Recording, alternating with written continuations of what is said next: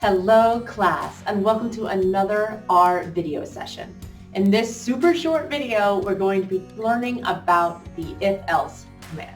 So grab a beverage and let's get started.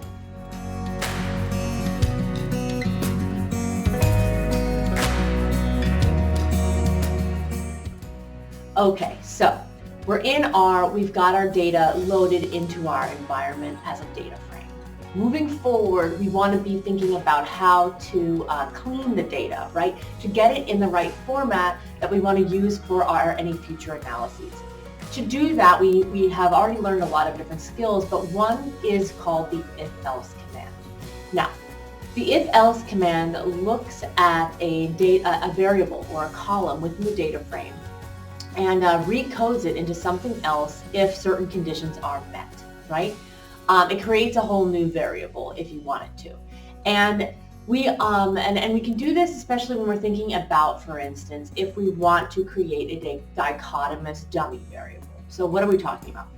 Recalling that when we have data, our data, the variables within our data have certain measurement metrics, right? Now we can have categorical variables, right? Categorical data that is, unordered categories, Republican, Democrat, Independent, right? We can have also ordinal variables, right? That do have an order in their categories, right? Low to high, right? Low, medium, high, or, small, medium, big. These kinds of things that go in an order as well as a categorization. And then finally, we have continuous variables that can go all the way up to infinity if you want them to, and exist in a scale or a scope. But when we get to this dichotomous variable, right, this is a categorical variable that either is something or it isn't something. A lot of times with dichotomous variables, it's very helpful to code them instead of yes or no as 1 or 0.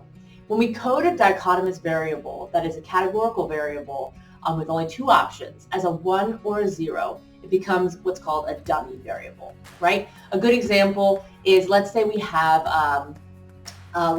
in our data frame a variable that speaks to gender, right? And has male, female, non-binary, other, etc., right? Different levels, different it's a different categorical variable with it. And I want to make it either female or not female, right? I want to make it into dichotomous, yes or no, female or not female identifying. So I can use, and then if the observation, the participant, for instance, or the data, the individual indexed within the data frame is female, then female will equal 1. If they are not, then female will equal 0, right? To do this, to create this variable, a dummy variable is very useful in our analyses, as you'll see moving forward. To create that variable, we can use the if-else command.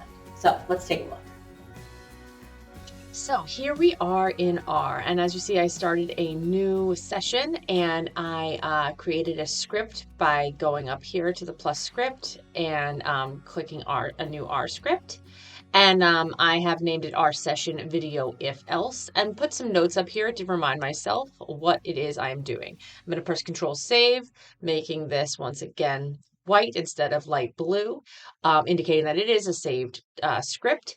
Now, with this in hand, the first thing I'm going to do is I am going to load all the packages that I may or may not need, but I probably, at some point will need in my analyses and in this script. So I can copy and paste this from a other script. It's just that long list of packages that we want to load up. And I can highlight that, Control Enter, and look, there's R just doing it, loading up all the packages. Now, next I want to get my data in, load data. And the data I want to use is the large and observational study that we did as a class. So I will first, I'm going to name this data frame D for data. And then by doing this and then putting the R, I will create an object over in my environment. And then I'm going to use the command read.csv, which is a function within the reader package. And I know that it's in my data. I know that it's in my working directory. Over here, I see my working directory and I have, here it is, Paul's 300 large and study.csv. So if I go over and I type Paul's 300 dash large dash n dash study.csv. That's exactly the same as it's over there. If I highlight that, oh, there it is. D, we have 158 observations and 23 variables. Perfect. Now, let's take a glimpse at it to see once again, what we're working at, right? So what are the variables in here? Just to remind ourselves, we can do that with glimpse, right? And D. And for the data frame, let's take a look at it.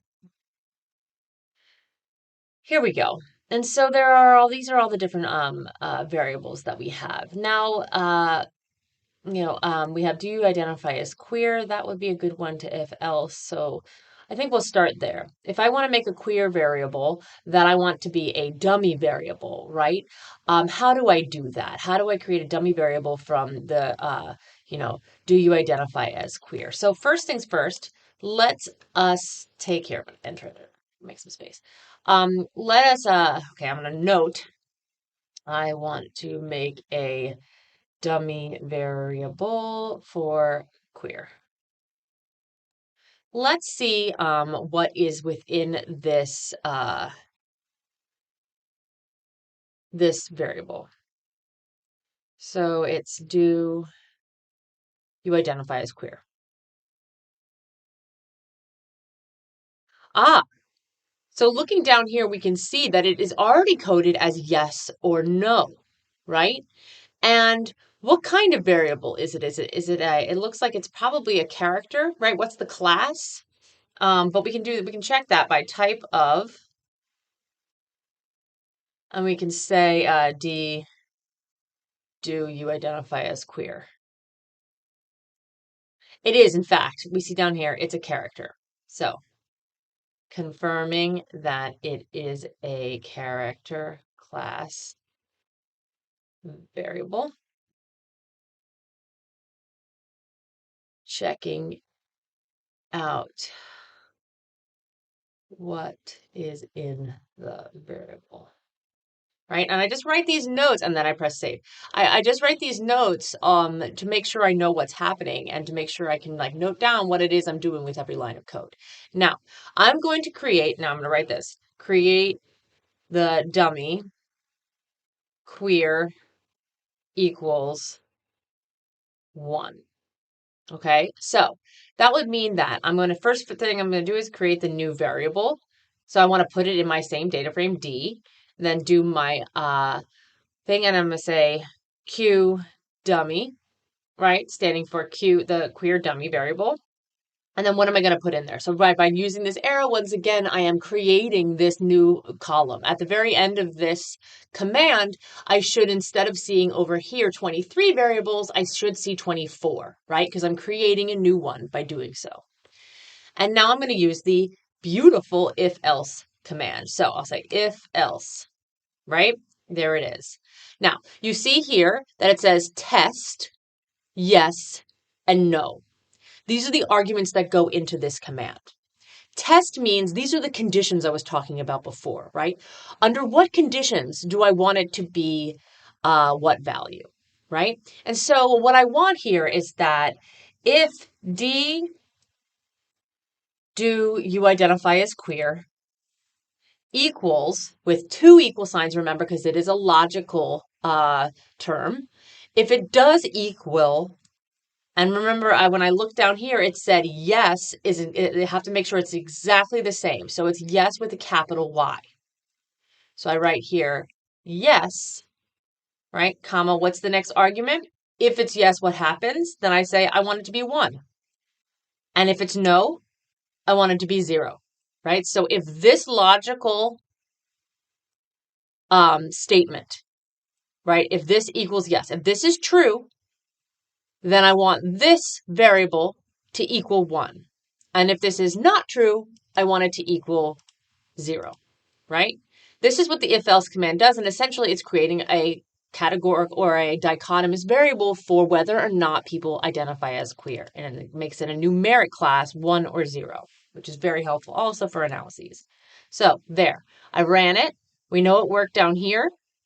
And looking over here, perfect. It says 24. So this created a dummy variable. Now, we already had only two categories in here, so it already was dichotomous. You can also do this with one that is not dichotomous, that is categorical, right?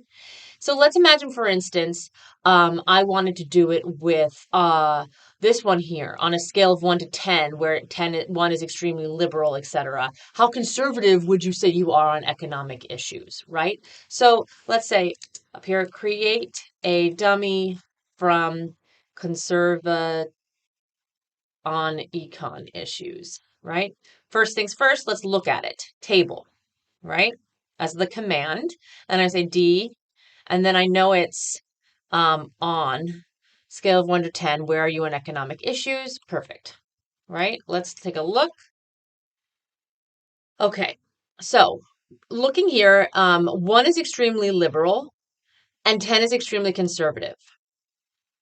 And so if we could divide this into sort of threes, you might have 1, 2, 3 as extremely, extremely liberal, right? And then 4, 5, 6, 7, those are somewhere in the middle.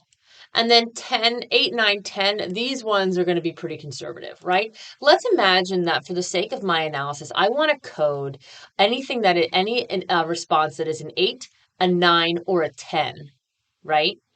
I want to code that as a dummy variable. Yes, they're extremely conservative on economic issues. And for everybody else, I want to have a 0, right?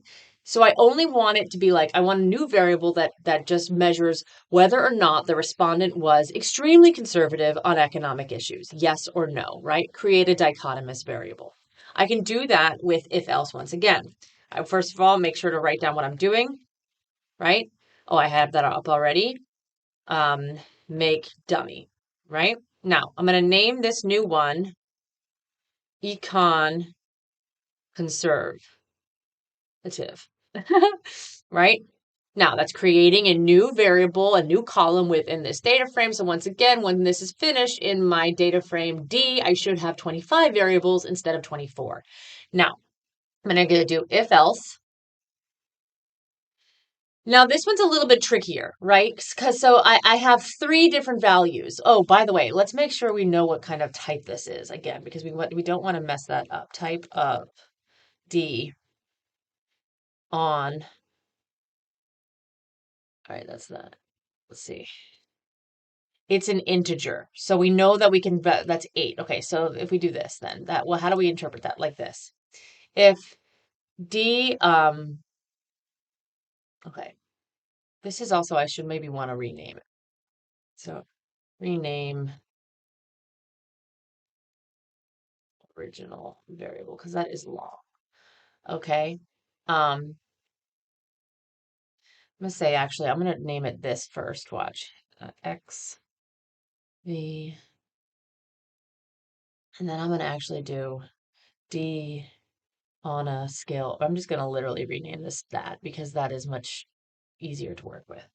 All right, now we have 25 variables. Now for this dummy, I'm gonna actually name this econ con dummy. Okay, there we go. Now I have a new dummy. And then I say if else. So now, using this newly renamed one, which will be shorter, I am going to write D econ conservative equals, well, the first one I was 8, right? Because I know that I wanted 8, 9, or 10. But then I want also 9 or 10. So I need to actually add an argument to that. And remembering the logical arguments here, right? And would be, and it's also equal to another thing. But that's not quite what I want. I want actually or. So or is this really nice tall line. You can use that by doing like kind of the controller that it's actually shift and backslash, which should be like kind of under backspace on your keyboard, right? And then I say or, and I'm going to make a new enter D econ conservative equals 9, right? And then also 10, or D econ conservative equals 10. Then I can put my comma. Then I say 1 and 0, right? So if econ conservative equals 8, or it equals 9, or it equals 10, comma. Then I want a 1. But if it doesn't, then 0. If it doesn't meet these 3 requirements. Now, if you put commas in here, it would mess everything up, right? All the logical tests, right? All the logical conditions that I want it to be either 0 or 1 need to be before the first comma, right? If I had put and here, it would also mess it up because that would mean that it would have to simultaneously be 8 and 9, and nothing fits that, right? I would just get a bunch of zeros. So with this, let me run that.